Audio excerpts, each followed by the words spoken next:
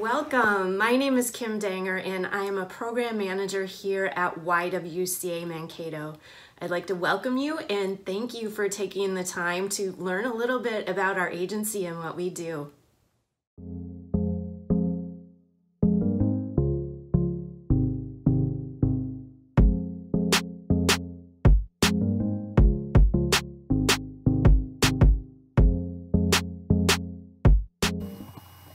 Hello, I'm Natasha Lopez Rodriguez, Executive Director for the YWCA Mankato. YWCA Mankato is a nonprofit agency, and we are dedicated to eliminating racism, empowering women, and promoting peace, justice, freedom, and dignity for all. We are here in the community to be a collaborative leader and a catalyst for social change focused on gender and race. We are an association of the YWCA USA, which is based out of Washington, D.C., and we are one of 4 YWCAs in the state of Minnesota. The other 3 associations are located in Minneapolis, St. Paul, and Duluth. The programs we currently offer here in Mankato range from youth programming, adult programming, parent-child education, and social justice and advocacy work.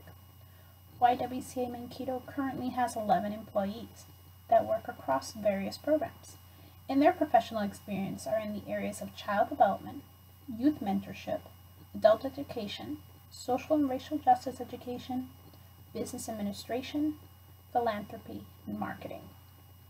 Being a nonprofit, financial equity is crucial and not always the most glamorous compared to other for-profit industries.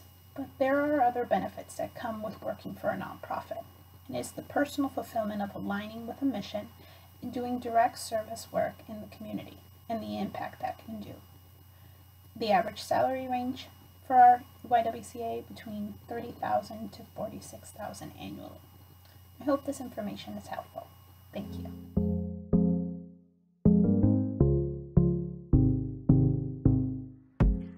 Hello, my name is Chua Zong, but you guys can refer to me as Cece.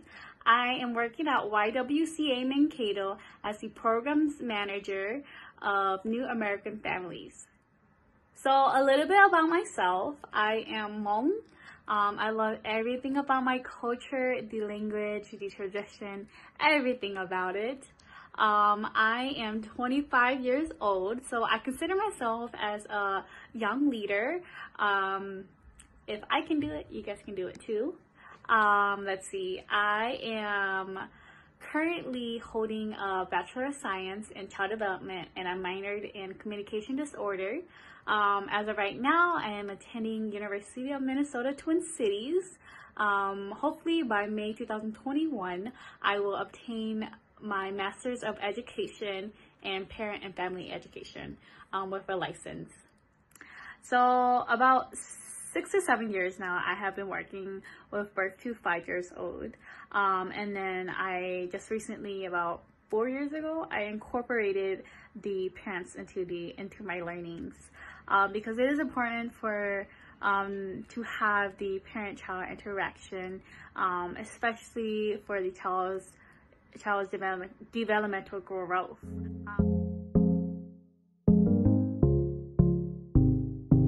My name is Lydia and I serve as a youth programming coordinator. I oversee programs for youth in our community such as Girls on the Run, Girls Inc., Gears, and Heart and Soul. I'm going to be talking to you a little bit about the day-to-day in my role. At the YWCA, our office is open 8:30 a.m. to 5 p.m. Most staff in our agency work 8-hour shifts in that time frame. However, being that I work in a programming-based role, my hours really depend on the day and what programming needs we have. For example, if we have a Girls on the Run site that meets until 6 p.m., I would not start my workday until around 10 a.m.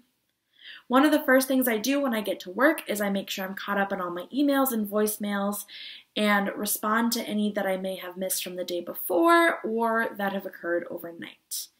In my role, emails may be from parents of future or current program participants, community members, or fellow staff. I also continue to stay caught up on these throughout the day. Otherwise, my role really varies depending on the day. Most days include some kind of programming support. During our Girls on the Run season, I may connect with coaches, go visit a site, But if we're in our off season, I often spend my day researching or planning for future programs. Travel in my role usually stays around Mankato or North Mankato, as that's where most of our sites are currently located. However, at times we do run sites in the greater Mankato area, so I may have to travel to Janesville, St. Clair, or St. Peter. Meetings really depend on the week, but each month we have a staff meeting and meetings for various committees that we're in. Personally, I am in the Intersectionality Committee and the Youth Programming Committee. I also have meetings with the Youth Program Manager a couple times a month. I think the hardest part of my job is hearing what some of the youth in our program have been through. However, it is awesome to know that we are able to make a difference in their life. Another challenge in my job is planning COVID-safe programming for youth in our community.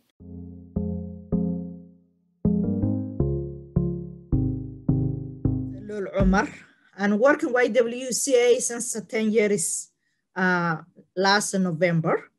I do the parent education, home visit, and I prepare in children 0 to 5 immigrant in refuge for education early before they start in kindergarten.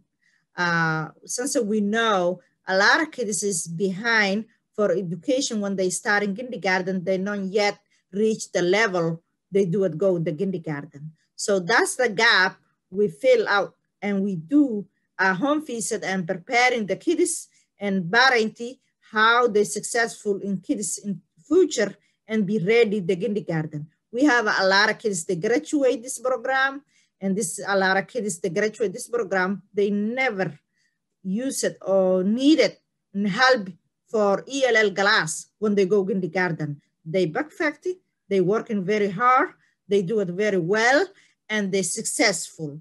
And that's, I think, is a good idea for getting immigrant in refuge, have this opportunity working a home visit for, it's the same language. We have a lot of different language. We have a lot of resource, and people speak their own language. For example, when I talk to just myself, I speak the Somalian language, I speak English, I speak the Italian language, and understanding also a little bit Arabic. So that's a lot of help for them. And also we have a Latino and all kind, the kids, we needed successful education and the system working with them. Though they don't have a behind, they don't always go in the ELL classroom. So we wanted the kids, they do it successful education and working in the future. And that's the main thing we do at this home visit through YWCA. And that's what we help the children and mothers and fathers or whole family successful in looking what's opportunity, what is the child need, what kind we needed for supporting these families. And we try the best way for successful in the whole family, not just one child, but also in case they needed a resource, we are ready for looking for them.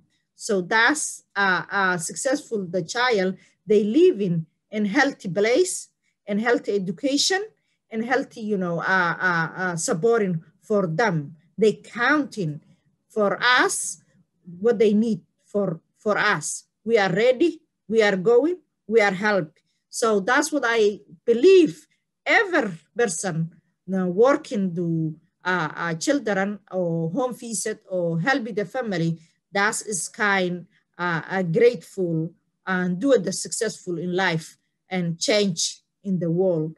The kids, the tomorrow is the community leaders. That's what we build today.